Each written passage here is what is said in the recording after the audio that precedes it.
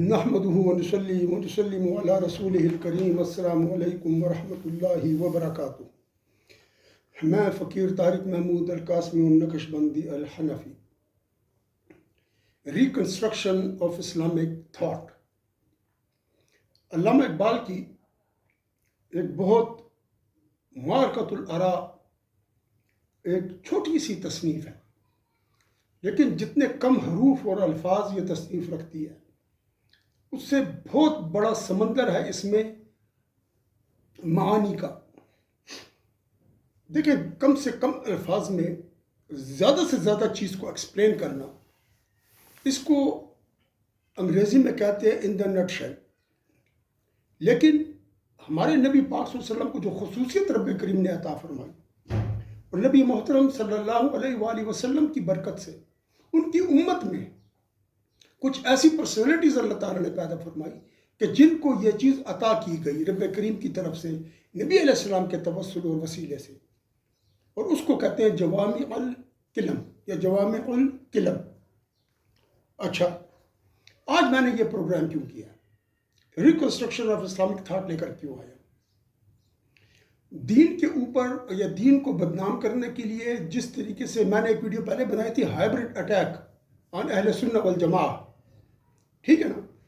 یہ اسی اٹیک کی جو ویڈیو تھی نا، اس کے آگے میں اس کو لے کے چل رہا ہوں، اور میں آج آپ کو بتانا چاہتا ہوں کہ ریکنسٹرکشن آف اسلامک تھاٹ کو یوز کر کے، اس نام کو یوز کر کے، اس کو سمجھ لیں، اس کو ایک ایسا پیرامیٹر لے کر آئے ہیں وہ کہ اس کو یوز کر کے وہ اس ریکنسٹرکشن آف اسلامک تھاٹ پر ایک اٹیک کر رہی ہیں، اور اس اٹیک کے لیے انہوں نے کسی بندے کا انتخاب بھی کر لیا۔ اور دوسری بات یہ کہ اس کے لیے وہ جس طریقے سے اب پروموشن کر رہے ہیں، وہ پروموشن میں اس کو آگے نہیں جانے دینا چاہتا۔ میں آگے چل کے بھی آپ کو بتاتا ہوں کہ کیوں نہیں جانے دینا چاہتا۔ اور وہ شخص جس کو پروموٹ کیا جا رہا ہے، کیا وہ ریکنسٹرکشن کے اوپر کام کر سکتا ہے؟ یہاں سے میں اپنا جو ویو پوائنٹ ہے اور جو میرا ایک اسٹڈی کا طریقہ ہے اور جو میں نے ایک اسٹڈی کی ہے، اس کے مطابق میں آپ کی خدمت میں اس کو پیش کرتا ہوں۔ اس کو پلیز اس کو شیئر کیجئے، اور اسلام کو بچانے میں اور اسلام پر جو حملہ ہو رہا ہے اس کی مین اسٹریم پر، جو اس ریکنسٹرکشن کی ذمہ دار ہے، اس کو برباد کرنے کے لیے پوری کوشش کی جا رہی ہے۔ سب سے پہلا اصول آپ یہ سمجھیے، غیر ملک میں تعلیم حاصل کرنا کوئی پیرامیٹر نہیں ہے اور کوئی خاصیت اور خصوصیت نہیں ہے۔ جن غیر ملکوں میں ہمارے لوگ اسٹڈی کر کے آ رہے ہیں اور یہاں پر آ کر وہ اس کا رعب ہم پر ڈالتے ہیں کہ ہم باہر سے پڑھ کر آئے ہیں، لہٰذا ہم اسلام کی تبلیغ بھی کریں گے، ہم اسلام کا ڈھانچہ جو ہے وہ بھی ہم بنائیں گے۔ بھائی، آپ کو کس نے اجازت دی ہے؟ آپ کو کس نے اجازت دی ہے؟ اور میرے پاس بہت ٹھوس دلیل ہے اس کی۔ کیا یورپ اور ویسٹ، جب ہم ویسٹ کہتے ہیں نا، اس کے اندر امریکہ پورا مغرب آ جاتا ہے، یعنی جہاں جہاں یونانی اسکول آف تھاٹ ہے، گریس اسکول آف تھاٹ ہے، افلاطون ہے، اس کو پلیٹو کہتے ہیں، اس طریقے سے سقراط ہے، سوکریٹس، اس طریقے سے ان سب کی جو تھاٹ چلی ہے، جو کہ اینشنٹ فلسفیکل تھاٹ ہے، اور جو آگے آئی اور 15ویں صدی سے آنورڈ جو ہے وہ ماڈرن فلسفیکل تھاٹ میں کنورٹ ہوئی، جس میں پھر برکلے ہے، پھر جس میں نیٹشے ہے، پھر جس میں برگسا ہے، جس میں پھر اور اس طریقے سے جو ویسٹرن فلسفرز ہیں وہ آئے۔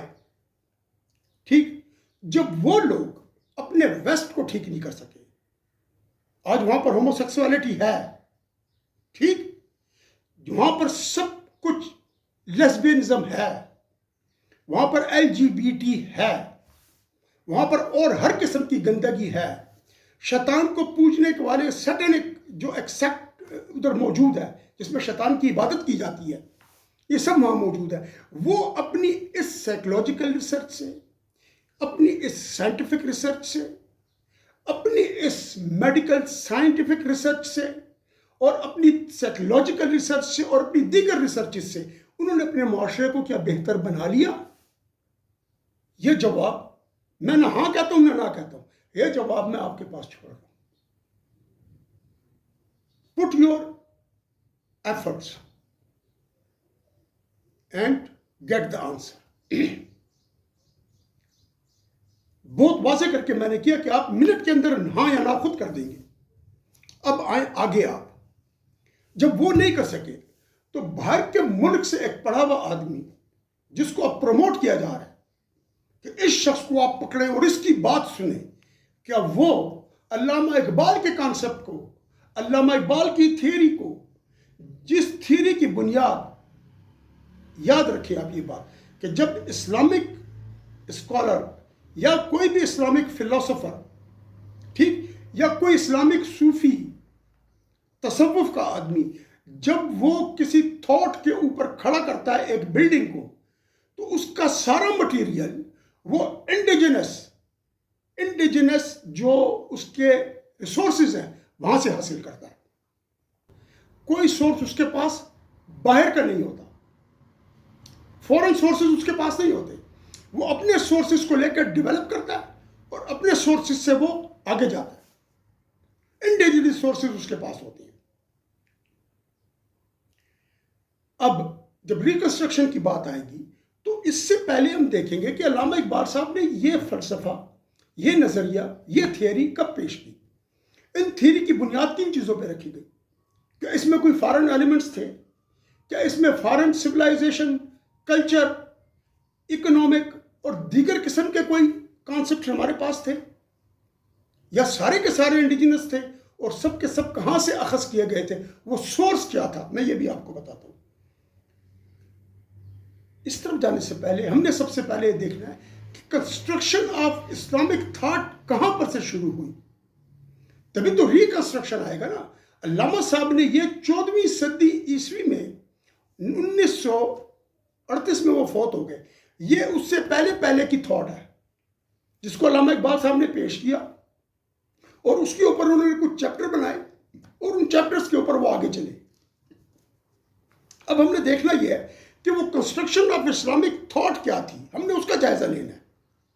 اور یہ جو کنسٹرکشن آف اسلامک تھاٹ ہے یہ بالکل انڈیپینڈنٹ ہے. اسلامک تھاٹ کسی دوسری چیز کو قبول نہیں کرتی. یہ اسلام کا تر امتیاز ہے. یاد رکھنا میری بات. آپ اسلام کسی دوسری تھاٹ کو قبول نہیں کرتا. یہ میں بھی آگے چل کر آپ کو ایکسپلین کرتا ہوں. اس میں ہم نے جو ہے نا اس کی طرف نظر کر کے دیکھنا ہے کہ اسلامک تھاٹ کا اوریجن کیا ہے، جس کے اوپر کے پہلے تو آپ کے پاس ایک بنیاد رکھیں گے نا. آپ پہلا پتھر رکھیں گے، پہلی اینٹ رکھیں گے.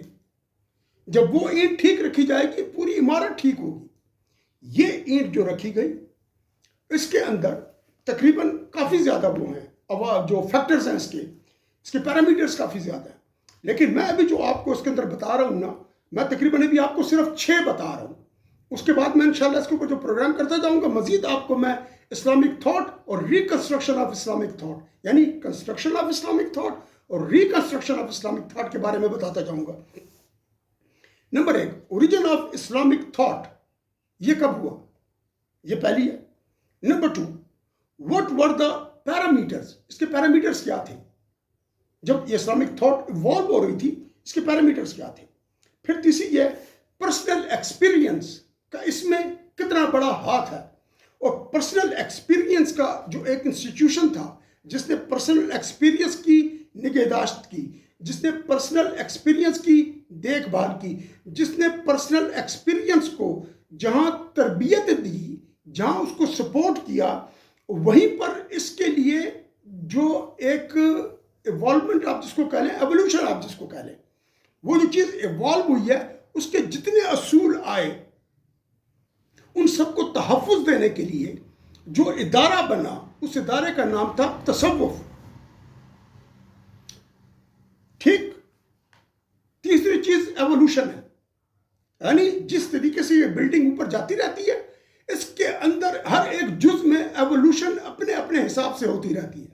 مثلا اگر کسی بلڈنگ کے 15 ستون ہیں تو 15 ستون کا اندر جتنے بھی 15 ستون میں ہر ایک ستون کی ایولیوشن ہوتی ہے، کیونکہ یہ فکری ستون ہے. یہ کوئی جامد اور مٹیریل ستون نہیں ہے کہ آپ نے ایک دفعہ کھڑے کر دیا تو یہ کھڑے رہیں گے، کیونکہ یہ فکر کی بلڈنگ ہے. یہ فکر کی بلڈنگ ہے جو ہر لمحہ اپنے جو اس کی سراؤنڈنگ ہے اس کو اپنے ہاتھ آپ سے متاثر کرتی ہے اور جو سراؤنڈنگ ہے اس سے خود بھی متاثر ہوتی ہے. تو جب یہ متاثر ہوتی ہے، یہ جو ایوولوشن ہے اس کے اندر ایک سیو لگائی گئی ہے، ایک چھاننی لگی ہوئی ہے. اس چھاننی کا نام ہے ریلیجن. وہ جب چیز باہر سے آتی ہے نا، جس سے کہ یہ ایوولوشن متاثر ہوتی ہے، پرسنل ایکسپیرینس، ایوولوشن جو ہوتی ہے پرسنل ایکسپیرینس میں، وہ اس باہر کی چیز کو پکڑ کے اس کو چھان کے اندر بھیج دیتی ہے اور جو ردی ماڈل ہوتا ہے اس کو اٹھا کے باہر پھینک دیتی ہے. یہ ہو گیا آپ کا ایوولوشن. پانچویں چیز ہے آپ کی تھاٹ یا ری تھاٹ کا جو پروسیس ہے. آپ سوچتے ہیں، پھر آپ تھنکنگ ری تھنکنگ، تھنکنگ ری تھنکنگ چلتی رہتی ہے، ایک پروسیس ہے. یہ نہیں رکتا، یہ مرتے دم تک قائم رہتا ہے. ایک ہی بندے کے ذہن میں، مختلف بندوں کے ذہن میں. ایک اور تصوف نے جس طریقے سے تھاٹ اور ری تھاٹ کو، تھنکنگ اور ری تھنکنگ کو ایوالو کیا ہے، پوری کائنات میں اس جیسی کوئی چیز نہیں ملتی. میں آپ کو بتاتا ہوں کہ کیوں. پھر اس کے اندر چھٹی چیز جو ہے نا، وہ اس کا آپ کا جو ہے نا پاسٹ سویلائزیشنز ہیں. آپ نے پاسٹ سویلائزیشن کو کس طریقے سے اپنے قابو میں کیا اور کس طریقے سے ان سے آپ نے چیزیں اخذ کر کے اپنی کنسٹرکشن اور ریکنسٹرکشن کے اندر آپ نے نئے پیراڈائمز بنائے ہیں. اور آئے چلتے ہیں اس کی طرف جو میں نے آپ کو 6 چیزیں بتائیں گی. آپ اس کو تھوڑا سا صرف ایک منٹ بول کے میں آپ کو انشاءاللہ اوریجن آف اسلامک تھاٹ کی اوریجن کیا ہے. غار ہرا، جبریل علیہ السلام آتے ہیں، آ کے نبی علیہ السلام سے فرماتے، عرض کرتے ہیں اقرا. نبی علیہ السلام فرماتے ہیں ما انا بقاری. آپ کو اپنے سینے سے لگا کے دباتے ہیں، دوبارہ کہتے ہیں اقرا. وہ پھر فرماتے ہیں نبی علیہ السلام ما انا بقاری. تیسری دفعہ جب کر لیتے ہیں تو آپ کہتے ہیں کہ پھر وہ کہتے ہیں ان کو کہ اقرا بسم ربک الذی خلق الانسان من علق. پڑھ اپنے رب کے نام سے، پڑھ اپنے رب کے نام سے. یہ وہ پہلی اینٹ ہے، یہ وہ پہلا سٹون ہے جس سے بنیاد رکھی گئی ہے اسلامک تھاٹ کی. پڑھ اپنے اللہ کے نام سے. علم کی بات ہو رہی ہے. علم کبھی بھی نیگیٹو نہیں ہوگا. جو نیگیٹو ہوگا وہ علم لا ينفع، وہ علم ہوگا جس کا کوئی فائدہ نہیں اور سے پناہ مانگی گئی ہے. یا اللہ میں اس علم سے پناہ مانگتا ہوں جو مجھے فائدہ نہ دے. یا اللہ مجھے وہ علم دے جو مجھے فائدہ دے. اور دین کا جتنا بھی علم ہے یہ سب کا سب علم، یعنی علم وہ ہے جو فائدہ دینے والے. علم نافع ہے، علم غیر نافع نہیں ہے. اچھا، اب جب علم نافع آ گیا تو یہ علم نافع جو اوریجن ہے اسلامک تھاٹ کا، یہ ساری چیزیں آگے سیٹ کرتا ہے. اس کے پرنسپلز آگے سیٹ ہوتے ہیں. قرآن مجید میں اللہ تعالیٰ سورۃ الحجرات میں ارشاد فرماتے ہیں جب تمہارے پاس کوئی فاسق کوئی خبر لے کر آئے فتبینوا، تو اس کی تحقیق کر لیا کرو. ایسا نہ ہو کہ بعد میں تم کسی شخص کو الزام دے دو اس بات کے اوپر اور پھر بعد میں پشیمان بھی ہو. تو فوراً اسٹڈی کے ساتھ جو آدمی ہمارے اندر آ رہا ہے ہم نے اس کو چیک کرنا ہے یہ کیا لے کر آیا ہے. اور چیک وہ چھنی ہے جو میں نے آپ کو بتائی ہے، اس چھنی کو ہم نے اپلائی کرنا ہے ادھر. وہ چھنی کس جگہ پر آتی ہے؟ جب ایوولوشن شروع ہوتی ہے، جہاں پر پرسنل ایکسپیرینس آتا ہے، جہاں پر میں اس کو آگے آ کر آپ کو بتاتا ہوں کہ وہ کہاں پر شروع ہوتی ہے. What were the parameters؟ اس کے اپنے پیرامیٹرز کیا رکھیں. ایک پیرامیٹر تو میں نے آپ کو یہ بتا دیا کہ جب کوئی شخص آپ کے پاس کوئی خبر لے کر آئے تو اس کی تحقیق کرو. یعنی آپ نے کوئی جھوٹی بات نہیں لینی، آپ نے کوئی ایسی بات نہیں لینی جس کی بنیاد کس پر ہے؟ مطلق ایک سوچ پر ہے، مطلق ایک کس چیز پر ہے؟ یعنی ایک ساؤنڈ ریالٹی اس کی نہیں ہے. اللہ نے ایک قرآن پاک نازل کیا، اقرا، یہ قرآن پاک ہے. قرآن پاک کوئی بھی ایسا سورس لے کے اپنے ساتھ نہیں آیا جو بہت کمزور ہو. وہ بڑی ساؤنڈ جو ہے تو ریالٹی اس کے ساتھ آیا ہے. اس کے بڑے ساؤنڈ کانسیپٹس ہیں اور وہ ایسے کانسیپٹس ہیں جس کو آپ ساؤنڈس کے بات کہتے ہیں، ساؤنڈس اینڈ پریکٹیکل کانسیپٹس. جب ساؤنڈ اینڈ پریکٹیکل کانسیپٹس آپ کو ملتی ہیں تو پھر جو فرسٹ کنسٹرکشن آف جو اسلامک تھاٹ ہے اس کی بنیادیں یہاں سے ہمیں ملتی ہیں. تیسری چیز ہے پرسنل ایکسپیرینس. وہ تصوف اصحاب صفا، اصحاب صفہ ایک جگہ بیٹھے ہوئے ہیں، ان کے پاس کپڑے پورے نہیں ہیں، کھانا پورا نہیں ہے، بھوکے ہیں، اور جب قریش قبیلے کے لوگ آتے ہیں اسلام قبول کرنے اور نبی علیہ السلام کے ساتھ بات کرنے لگتے ہیں، تو ان میں سے ایک بندہ اصحاب صفہ سے آتا ہے جو بہت غریب ہے، جو بہت مسکین ہے، اور وہ جو ہے تو کہتے ہیں نبی علیہ السلام کو کہ آپ ان کو یہاں سے ہٹا دیں، کیونکہ ہم بہت مالدار لوگ ہیں، ہم بہت تہذیب یافتہ لوگ ہیں، ہماری ثقافت، ہماری تہذیب، ہماری باقی چیزیں، کیونکہ جب دولت آتی ہے ساری چیزیں اس کے پیچھے آئی ہوتی ہیں، یہ جو ہے نا تو ادھر ہمیں نظر آ جاتی ہیں کہ چیزیں اس کے پیچھے موجود ہیں، لیکن اللہ تعالیٰ کیا فرماتے ہیں؟ نبی علیہ السلام نے اس چیز کو سوچ لیا کہ ہاں میں ان کو، اللہ تعالیٰ نے آیت نازل کی، فرمایا ہرگز آپ ان کو یہاں سے نہیں ہٹائیں گے، بالکل آپ ان کو یہاں سے نہیں بھیجیں گے، اور اگر آپ نے ان کو یہاں سے بھیج دیا تو یہ جو ہے آپ ان کے فیل کے ذمہ دار نہیں ہیں، لیکن اگر آپ نے بھیج دیا تو پھر آپ کو، آپ کے مطلب ہے کہ یہ ایک اچھا فیل نہیں ہوگا۔ تو اصحاب صفہ کو وہاں بیٹھا رہنے دیا اللہ کریم نے۔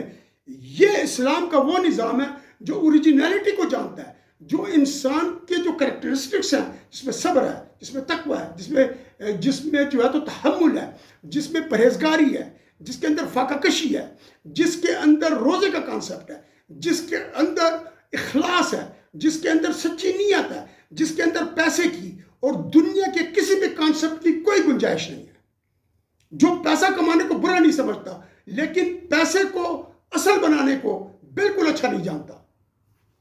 وہاں پر تصوف نے آ کر ان چیزوں کو روکا، اور ان چیزوں کی جب ایوالو کیا تصوف نے، تو پہلی کنسٹرکشن آف اسلامک تھاٹ کی بنیادیں واضح بھی ہونے لگیں اور اس کی بلڈنگ کھڑی بھی ہونے لگی اور بڑی بلند مقامات تک گئی، کہ اس کے بعد ہم اندلس پہنچے، ہم جہاں پہنچے جب انگلینڈ یعنی برطانیہ اور یورپ تاریکی کی دلدل میں گھسا ہوا تھا، جہاں پر لائٹ نہیں جلتی تھی، جہاں پر کچھ بھی نہیں تھا، اس وقت پکی سڑکیں تھیں ہماری سویلائزیشنز میں، اس وقت اسلامک تھاٹ اتنی چلی گئی تھی کہ اس نے انسان کو یعنی ایک بینیفیشل معاشرے کی طرف لے گئی تھی، ایسا معاشرہ جو انسانیت کو فائدہ دے، ایسا معاشرہ جو انسانی سوچ کو دے، ایسا معاشرہ جو کہ خالی انسان ہی نہیں جانوروں کی بھی فکر کرے۔ عمر صاحب فرماتے تھے اگر میرے حکومت میں، میری مملکت میں ایک کتا بھی بھوکا مر گیا، یا ایک کتا دریائے فرات کے کنارے پیاسا مر گیا، تو اس کی پوچھ عمر فاروق سے ہوگی۔ یہ کون سا سسٹم تھا، یہ کون سی کنسٹرکشن تھی اسلامک تھاٹ کی جو اتنی دور اور اتنی گہرائی میں سوچتی تھی۔ اس کے بعد تھاٹ تھنکنگ اور ری تھنکنگ کا پروسیس شروع ہوا، تو مختلف جو یہ کیا کہتے ہیں اس کو نظام تھے یا مختلف سلسلے تھے تصوف کے، یہ آئے، ٹھیک، اس کے بعد وہ آگئے 500 ہجری کے قریب، ان میں یہ چیزیں آ چکی تھی، نقش بند، قادریہ، سہروردیہ، چشتیہ، یہ سلسلے مختلف علاقوں میں انہوں نے رواج پایا، اور یہ وہ بیسک کنسٹرکشن ہے جس کی میں آگے چل کر ابھی بتاتا ہوں آپ کو کہ وہ کیسے ہے۔ چوتھی چیز ہے، آپ نے جب پاسٹ کی جتنی بھی جو سویلائزیشنز تھی، اللہ تعالیٰ نے قوم لوط کو برباد کیا، کس بنیاد پر برباد کیا؟ وہ ہومو سیکسول تھے، آج پورا یورپ ہومو سیکسول ہے، اس جگہ پر قانون پاس ہو گیا ہے، لیسبینزم کی طرف گئے ہوئے ہیں، ٹھیک ہے نا۔ اس کے علاوہ وہاں پر ایک اور چیز جو چل رہی ہے وہ انسیسٹ ہے۔ انسیسٹ کیا چیز ہے؟ یعنی بہن بھائی میں سیکس، باپ بیٹی میں سیکس، چچا بھتیجی میں سیکس، ماموں بھانجی میں سیکس۔ یہ کیا چیز ہے؟ یہ وہاں سے پڑھا ہوا آدمی آ کر ہمیں بتائے گا اسلام کیا ہے۔ اللہ تعالیٰ نے قرآن مجید میں ان سویلائزیشن کو تباہ کر دیا اور ہمیں کہا کہ غور کرو ان کے اوپر کہ میں نے ان کے ساتھ کیا کیا ہے۔ اس کے بعد وہ صاحب جو بڑا پروموٹ کر رہے تھے اس آدمی کو، وہ آگے فرماتے ہیں کہ انٹیویشن، میں ریکنسٹرکشن اسلامک تھاٹ کو دوبارہ پڑھ رہا ہوں، اور بائی ریکنسٹرکشن اسلامک تھاٹ کو دوبارہ پڑھنے سے کچھ نہیں ہوگا۔ کہتے ہیں انٹیویشن جو ہے اس کے اوپر، تھاٹ کے اوپر جو ہے انٹیویشن آتی ہے، اور وجدان، بھائی وجدان بھی نہیں ہے۔ علامہ اقبال نے وجدان کا انکار کیا ہے۔ دو ایسے فلاسفر ہیں ویسٹرن فلسفی کے جو وجدان تک پہنچے، یہاں تک اور کوئی پہنچ بھی نہیں سکا، ایک بکسا اور دوسرا نیٹشے، یہ دونوں یہاں تک پہنچے وجدان تک، اور وجدان کے پاس آ کر دونوں ٹھس ہو گئے، ٹھپ ہو گئے اس جگہ پر۔ یہاں سے آگے علامہ اقبال اٹھے، علامہ اقبال نے وجدان کے پاس پہنچ کر سوچا کہ ادھر تو بند ہو گئی ہے، وجدان تو آگے نہیں لیا رہا، تو انہوں نے اس کے بعد پھر ایک شعر پڑھا۔ وہ شعر کیا تھا؟ قوت عشق سے ہر پست کو بالا کر، قوت عشق سے ہر پست کو بالا کر دے، دہر میں اسم محمد سے اجالا کر دے، صلی اللہ علیہ وسلم۔ یہ اسلامک جو ریکنسٹرکشنز آف اسلامک تھاٹ ہے، اس کی جو بنیاد ہے وہ یہ عشق مصطفی علیہ علی صاحبہ الصلاۃ والتحیہ، یہ وہ پہلی ہمارے پاس چیز ہے جس کے اوپر ہم نے ایک کنسٹرکشن کی تھی، سویلائزیشن کی، ایک اسلامک تھاٹ کی کنسٹرکشن کی تھی، جس کے اوپر تمام نظام ہمارے قائم تھے، معاشی نظام تھا، سیاسی نظام تھا، ہمارا جو ہے تو اخلاقی نظام تھا، ہمارے اور سارے نظام اس کے اوپر چل رہے تھے۔ آج ہمیں اسی جذبے کی ضرورت ہے۔ آج صرف تصوف وہ اسکول آف تھاٹ ہے جو آپ کو یہ خالص عشق مصطفیٰ صلی اللہ علیہ وسلم دے سکتا ہے۔ باقی انجینئر محمد علی مرزا کیا کر رہا ہے، ساحل ادیم کیا کر رہا ہے، جتنے لوگ آئے ہیں کیا کر رہے ہیں، کیا دجال ہمارا پرابلم ہے، کیا یاجوج ماجوج ہمارے پرابلم ہے، کیا اس کے بارے میں تحقیق ہم نے کرنی ہے؟ نہیں، یہ قیامت کی نشانیوں میں سے ایک نشانی ہے، ہمیں پتہ ہے یاجوج ماجوج آئیں گے، مارے جائیں گے، اوپر تیر چلائیں گے، تیر خون سے آئے گا، اللہ تعالیٰ کا ہوا چلائیں گے، سب ختم ہو جائیں گے۔ دجال آئے گا، ہم نے یا تو سورہ کہف کی ابتدائی 10 آیات پڑھنی ہے ہر روز، یا ہم نے سورہ کہف کی آخری 10 آیات پڑھنی ہے، اور اللہ تعالیٰ میں دجال کے فتنے سے محفوظ رکھے فرمائیں گے۔ ہمارا کام کیا ہے؟ ہمارا کام عشق مصطفی کو لینا ہے اور اس کے اوپر آگے چلنا ہے۔ یہ آخری کلام تھا یہاں پر، اس کے بعد اگلا پروگرام بھی اسی پر ہوگا انشاءاللہ، اور میں Islamic reconstruction of Islamic thought کی پورے پیرامیٹرز آپ کو دوں گا، اور اس کے اندر کس طریقے سے ایولیوشن ہوگی اور اس کے کون کون سے کانسیپٹ ہیں وہ میں سب آپ کو قرآن و حدیث سے کھول کے بتاؤں گا۔ ایک پیرامیٹر آپ کو آج میں نے بتا دیا۔ اس ویڈیو کو شیئر کریں پلیز، اور اس کار خیر میں جو اسلام پر ایک ہائبرڈ حملہ ہوا ہے، اور جو اب کا ریکنسٹرکشن آف اسلامک تھاٹ جو علامہ اقبال رحمۃ اللہ تعالیٰ علیہ کا ایک کانسیپٹ ہے، اس کے اوپر بھی حملہ کر دیا گیا ہے کہ تصوف کو باہر کیا جائے۔ کوئی شخص باہر سے ہومو سیکسول سوسائٹی سے آ کر ہمیں دین نہ سکھائے۔ ہم یہاں پر بیٹھے ہیں، ہم نے دین پڑھا ہے، ہم دین سکھائیں گے اپنے لوگوں کو۔ یہ صاحب ادیب انجینئر محمد علی مرزا کا کام نہیں ہے، انہوں نے تو صحابہ کو گالیاں دینی سکھائی ہیں، اور اس پر قصہ چل رہا ہے۔ وآخر دعوانا ان الحمدللہ رب العالمین، وصلی اللہ تعالی علی خیر خلقہ ونور عرشہ محمد وعلی آلہ وصحبہ اجمعین برحمتک یا ارحم الراحمین۔